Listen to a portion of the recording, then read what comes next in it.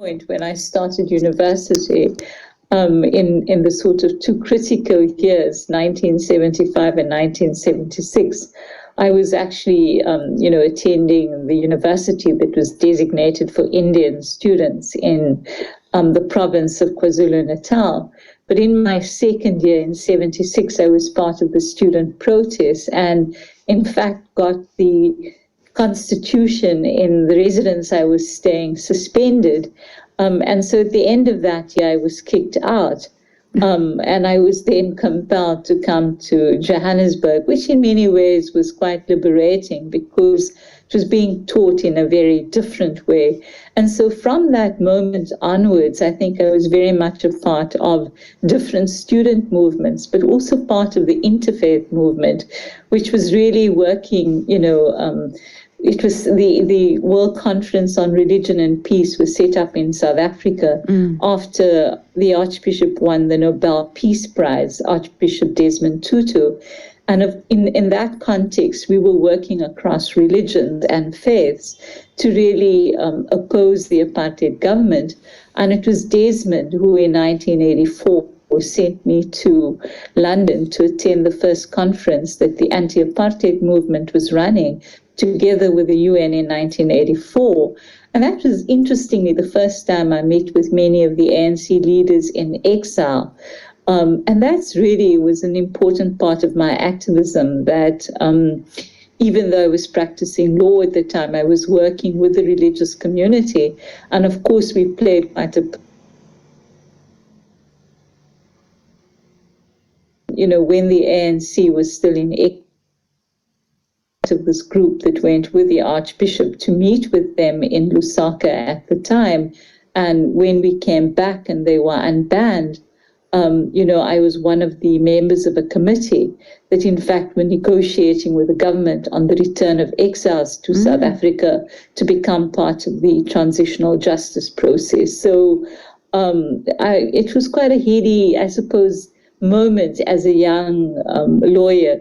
You're being mentored by some of the most courageous, moral people in South Africa. And so I had, as a young lawyer, I was really mentored by the Archbishop and by a number of other people. It was a very famous activist, Sheena Duncan, who was part of the Black Sash in South Africa. And these were white women who wore black sashes to protest outside Parliament against the injustices that were taking place under the apartheid government. And I worked very closely with Sheena, in advice offices, which were really, I suppose, the place that the poor and the vulnerable went to. Yeah. So enormously grateful to learning from the experiences of others, but also wisdom, which is quite unusual. So I had a very, very, it was very important for me. Did you experience any discrimination because of the color of your skin during that time? Yeah, absolutely. I mean, there was a quota system for everything. And of course, as a person in South Africa, there were different race groups. And as a member of an Indian race group, we were not allowed to live near the city. And so even though I remember being a child growing up in the city, we were forced to go and stay by the Group Areas Act in a place which was like 30 kilometers from the city. And then as a high school student, I was going to an Indian-owned school and went to an Indian-owned university until I was chucked out. And then, of course, when I tried to get articles, which you have to serve before you can become admitted as a lawyer in South Africa, quite clearly there was an enormous amount of prejudice. And I mean, not just about being a woman, but also a Black woman at the time. And so almost everything you remember about life is about that struggle. And when I tell my children about the fact that, you were not allowed to sit on a bench, you didn't go to the same restroom, even though you worked in the same jobs, they don't believe me. They think these were all fantasies, and so educating them about how unjust the struggle was and how many court cases it took to legalize the validity of people being citizens in their own countries, that took a really long time.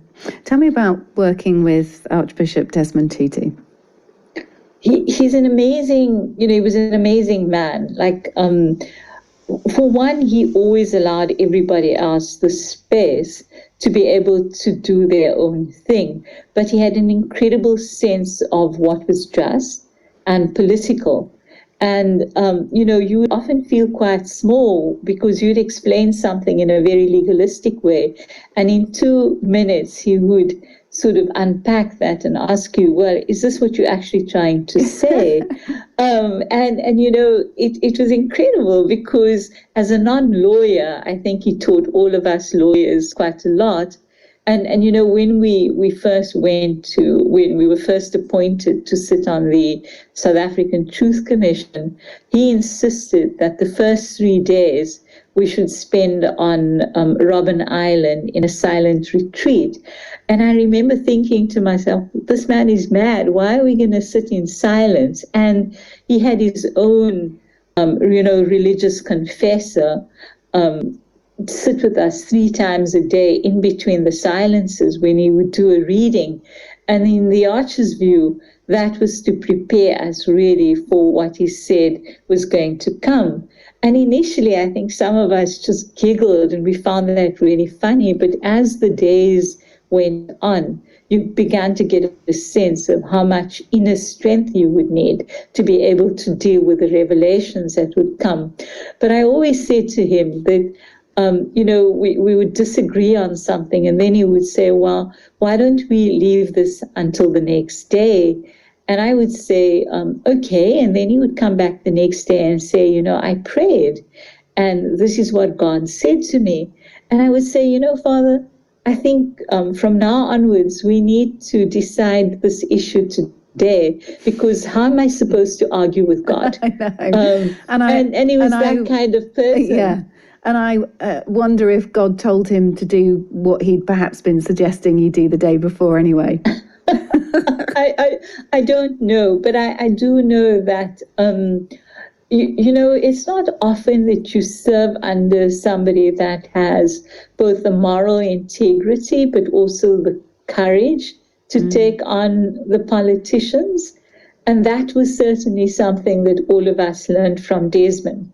That, I recall many meetings that we had with the ruling party in South Africa, where they said, well, they didn't need to apply for amnesty because they had fought a just war.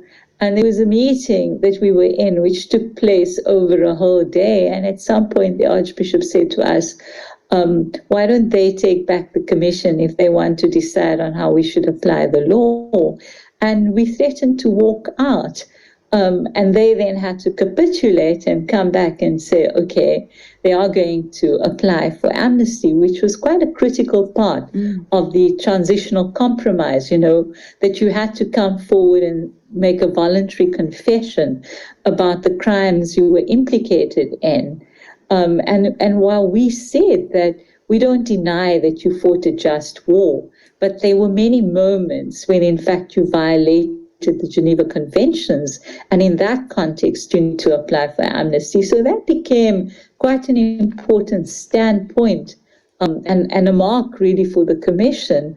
And that was going to characterize the relationship that the Commission had with politicians, that there were many, many moments when you really had to take a stand against them. And I'm not sure that if we had a different leader, that we would have been able to do that. So he was a priest, but with incredible political understanding of politics. And influence but as with well. it and influence.